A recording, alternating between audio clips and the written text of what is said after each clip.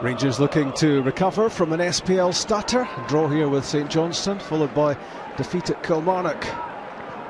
Stephen Davis for Nikisa Jelavic, and it's gone wide. A decent early chance for Rangers. The top scorer well picked out by Davis. Stephen Davis is pulling the strings. That's for Aluko. Greg Wild lining up the shot, and it was a good one. Well saved, Paul Gallagher. That's the first serious threat on Dunfermline's goal.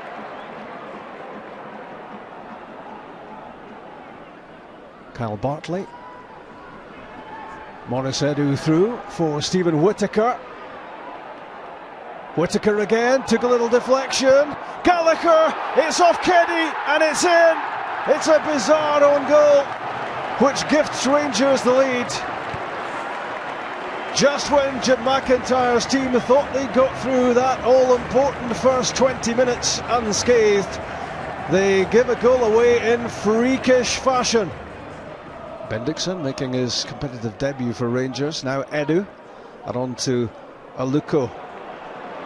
Looking really good for Rangers in this first half. Threatening again. It's Aluko. Down he goes. Penalty given. Dunfermline are distraught here. How much was there in this in the way of contact? There's your answer. Not very much at all. But Steve Conroy pointed immediately to the spot. It's Nikisa Jelavic. It's 2-0.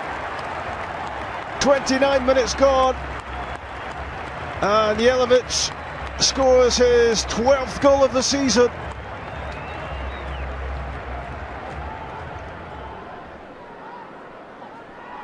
Martin Hardy. There's a big hole on that right side of the Rangers defence. Whittaker posted missing. It's Joe Cardle with a chance, and Dunfermline are back in the game.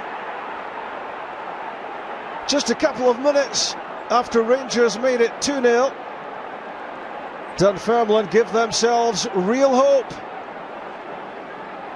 Poor defending this from Rangers, and the whole complexion of the game has changed.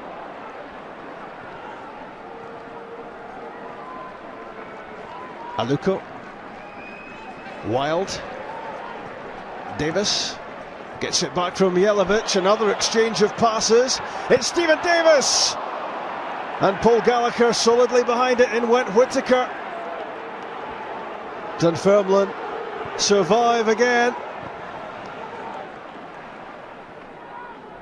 Greg Wild back after a two-match ban. Edu. Bendixson. Aluko. Down from Davis. It's Greg Wild with a shot which screams across goal. With both Davis and Broadfoot not far away from getting a finishing touch on this. Kyle Bartley. Neat touch from Whittaker. Shawnee Aluko. Whittaker again, drives it across goal. Kyle Bartley had the chance, and he can't believe it's not corner kick. He reckoned there was a hefty deflection on this effort.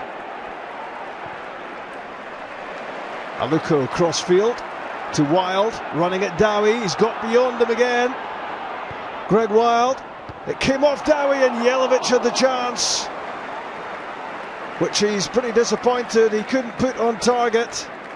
This looked well set up for him.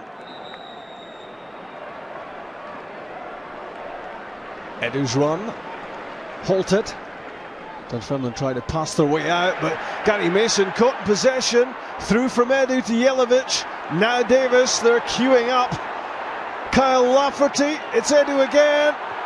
And Jelavic, great save Gallagher. That was curling into the corner until he stretched out a left glove to touch it round the post. Paul Willis with the corner. There's Alex Keddy. What a chance late on to salvage a point for Dunfermline, and with a free header he should at least have been hitting the target. That first half, Jim, Rangers, I thought, to be fair, were all over you. I thought we were going to murder you at one point. Yeah, the first 20 minutes it was all Rangers and we were sitting far too deep. You've got to credit them, they pushed us right back. But, you know, the boys grew in belief as the game went on, and obviously when you score a goal then that helps. Did you have any complaints about the penalty award? Yeah, absolutely. It's a disgrace decision. It's never a penalty in a month for Sundays. The referee's in a great position. I've watched it on the video and it's just not a penalty. Is there contact? No, there's no contact at all. Absolutely none. There's 3 players round him and it's a dive. It's as simple as that. It was a local, and I thought he did another one actually in the second half in an area just outside the 18-yard box when he went down very. I know it's a euphemism, down very easily, dived if you like. Yeah, well, he's obviously trying to get his team into a lead. You know, I'm not going to blame Aluko. The bottom line is the referee's there to spot these things, and he's got to do his job, and he never done it today. That and you were very unlucky, of course. With I think it was an own goal, Keddy, in the end. Yeah, was unlucky as well. Yeah, it was a poor one from your point of view. I don't know that there was a lot of distance between Gallagher and Keddy for Paul Gallagher to get the ball up. I would need to see that again, but it smacked off him and went into the corner, and it was a horrible way to lose the first goal. Well, for all that, and you've described how the goals were in, I have to say the Rangers you seem to be miles better than you, but the second half you came back into exactly what you did at Celtic Park a couple of weeks back. Well, when you come here you need a bit of luck, especially when they've got you under waves of attack at times. We got that in the first half at times, but also I thought our back four were exceptional.